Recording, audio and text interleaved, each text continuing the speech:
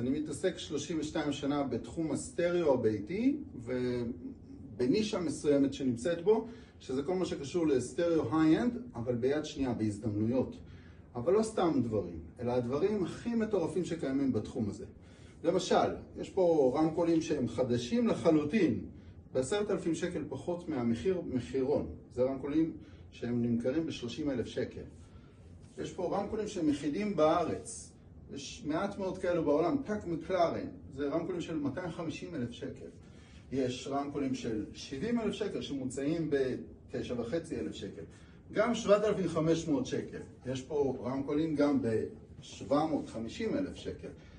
אני מתעסק בדברים הכי מטורפים שקיימים, בכל הרמות מחיר שקיימות, בהזדמנויות.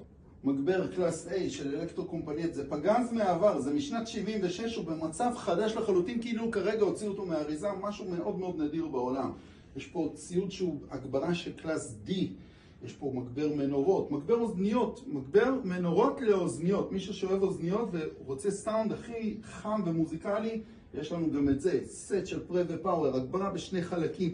לא חסר ציוד מיוחד שצריך להתאים לכל ציוד את המוצר שלו ולאדם שמקשיב, כי זה לא עניין של רק המוצר הכי טוב, אלא זה מה הכי טוב עבורי. זה כמו שאני אנסה לעשות סלט עם עגבניה ושוקולד. זה לא הולך ביחד, לכן צריכים אותי. זה סנטר, מישהו שיש לו בקולנוע ביתי, זה רמקול שהוא במרכז והוא משדר את כל מה שהדיבור שנמצא בסרט.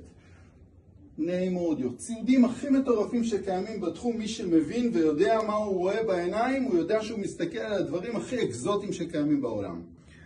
אני מציע חוויית סאונד שאתה תשמע מוזיקה וגם תרגיש אותה, שזה ההבדל מאוד מאוד מאוד גדול לעומת מה שאתה כיום חווה כשאתה רק שומע מוזיקה. כשאתה תחווה ותרגיש את הצלילים גם בגוף שלך, הנפש שלך תהיה שמחה. מוזיקה זה הדבר היחידי ששולט לנו על הרגשות. כשאתה עצוב ואתה שומע מוזיקה עצובה, אתה תהיה יותר עצוב. לעומת זאת, אם תשמע מוזיקה שהיא מקצבית, תתחיל לרקוד. מוזיקה היא היחידה ששולטת לנו על הרגשות. אז אתה בעצם מכניס את המוזיקה לבן אדם, לא רק שישמע אותו. נכון, אני יודע לעשות את התאמה של המוזיקה לאדם ולמקום ולסגנון המוזיקה שהוא אוהב.